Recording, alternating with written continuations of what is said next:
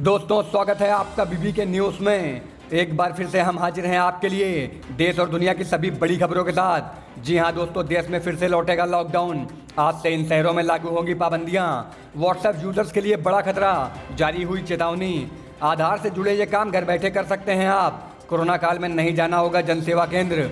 कांग्रेस के एक्शन के बाद बोले सचिन पायलट, सख्त परेशान तो हो सकता है लेकिन पराजित नहीं। नेपाल के पीएम का बेतुका बयान, बोले नेपाली थे भगवान राम। भारत में नकली अयोध्या। सोने की वायदा कीमतों में अच्छी खासी गिरावट।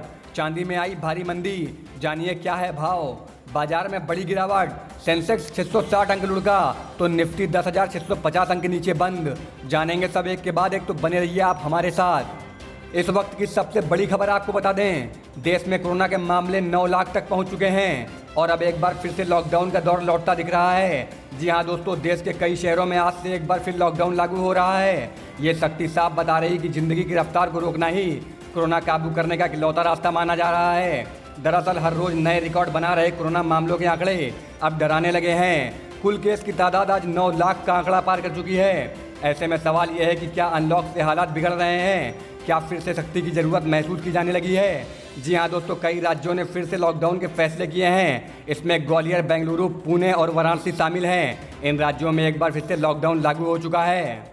बढ़ते हैं अगली बड़ी खबर की तरफ। व्हाट्सएप यूजर्स के ऊपर बड़ा खतरा मंडरा रहा है। यूजर्स को व्हाट्सएप के फेक वर्जन के बारे में अलर्ट किया जा रहा है। जी हाँ दोस्तों, व्हाट्सएप से जुड़ी खबरों और अपडेट को ट्रैक करने वाली वेबसाइट ने व्हाट्सएप के मॉडिफाइड वर्जन के बारे में एक चेतावनी जारी की है। उन्होंने अपने ट्वीट में लिखा है कि बेहतर प्राइवेसी और सिक्योरिटी के लिए व्हाट्सएप के मॉडिफाइड वर्जन को बेहतर विकल्प नहीं कहा जा सकता है। इस ट्वीट में यह समझाने की कोशिश की गई है कि व्हाट्सएप के मॉडिफाइड वर्जन आकर्षक तो लग सकते हैं, लेकिन यह इतने भी अच्छे नहीं हैं कि इनके लिए किसी तरह का रिस्क उठाया जाए। आपको बता दें कि मॉडिफाइड व्हाट्सएप के जरिए हैकर्स आसानी से यूजर्स को अपना शिकार बना सकते हैं। और साथ ही जारी की गई वार्निंग में यह भी बताया गया है कि व्हाट्सएप के मॉडिफाइड वर्जन को कंपनी ने वेरीफाइड नहीं किया है।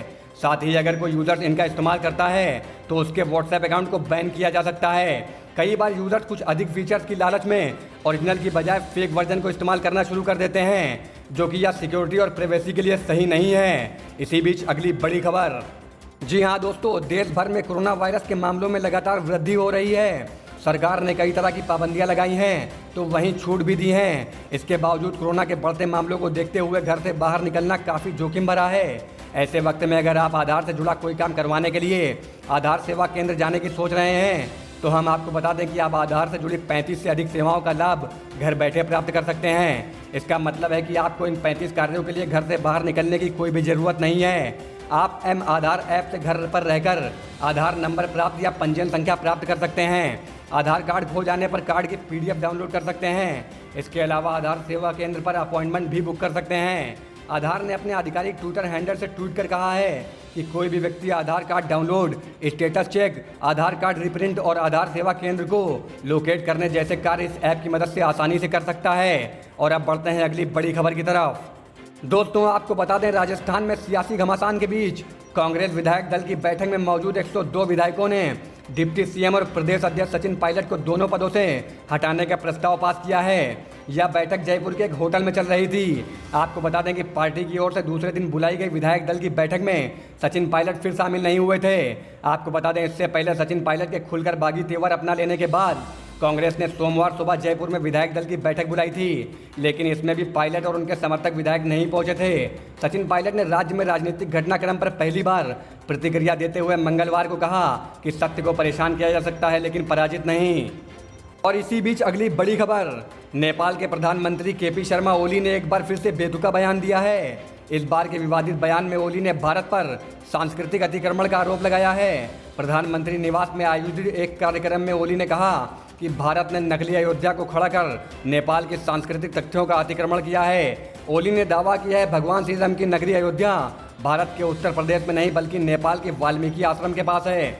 ओली ने कहा है कि हम लोग आज तक इस भ्रम में हैं कि जिस सीता जी का विवाह जिस भगवान श्री राम से हुआ वो भारतीय हैं। भगवान श्री राम भारतीय नहीं बल्कि नेपाल के हैं। और अब बढ़ते हैं अगली बड़ी खबर की तरफ। जी हाँ दोस्तों, मंगलवार को देश भर के सर्राफा बाजारों में 24 कैरेट से लेकर 18 कैरेट तक के सोने के भाव में गिरावट दर्ज की जा रही है। सोमवार के मुकाबले मंगलवार को सोना 77 रुपये प्रति 10 ग्राम सस्ता होकर 49,247 रुपये प्रति 10 ग्राम पर खुला। वहीं चांदी में 13 रुपये की मामूली तेजी देखी जा रही है। आज चांदी 51,793 रुपये प्रति किलोग्राम पर खुली। बता दें दिल्ली सर्राफा बाजार में सोना 49,960 रुपये प्रति 10 ग्राम के हिसाब से बिका, तो वहीं देश भर के सर्राफा बाजारों में 49,324 रुपये में बिका। इसी बीच अगली बड़ी खबर दोस्तों, आपको बता दें वैश्विक स्तर पर कोरोना के बढ़ते मामले और अमेरिका चीन के बीच तीखी जुबानी जंग की वजह से भारतीय शेयर बाजार में एक बार फिर सुस्ती हावी है। शुरुआती कारोबार में सेंसेक्स 300 अंक लुढ़ककर 36,300 अंक के नीचे कारोबार करते दिखा, तो वहीं निफ्टी की बात करें तो करीब 80 अंक की गिरावट के साथ 10,700 अंक के स्तर पर आ गया।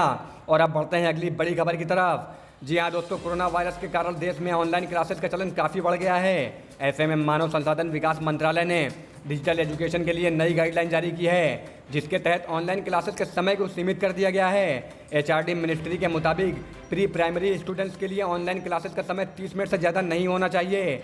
गाइडलाइन में कक्षा 1 से 12 तक के छात्रों के लिए एनसीईआरटी के एकेडमिक कैलेंडर को भी अपनाने का सुझाव दिया गया है। और अब बढ़ते हैं अगली बड़ी खबर की तरफ। जी हाँ दोस्तों, पिछले 24 घंटे में रिकॉर्ड 28,498 कोरोना संक्रमित मिले हैं और इसके साथ ही कुल संक्रमितों की संख्या 9 लाख के आंकड़े को पार कर 9,67,052 हो गई है। इसमें 3,11,565 मामले सक्रिय हैं। इस दौरान 553 लोगों की मौत हो गई है। जी हाँ दोस्तों, मृतकों की संख्या बढ़कर 23,727 हो गई। अब तक 5,71,460 मरीज कोरोना को हरा चुके हैं। कोरोना महामारी से सर्वाधिक प्रभावित महाराष्ट्र में संक्रमितों का आंकड़ा 2,60,924 पहुंच गया तथा 10,482 लोगों की मौत हो गई है।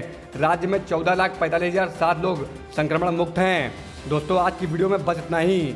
ऐसी ही लेटेस्ट अपडेट पाने के लिए हमारे चैनल बीबी के न्यूज़ को सब्सक्राइब कर बेल आइकन को जरूर दबा दें।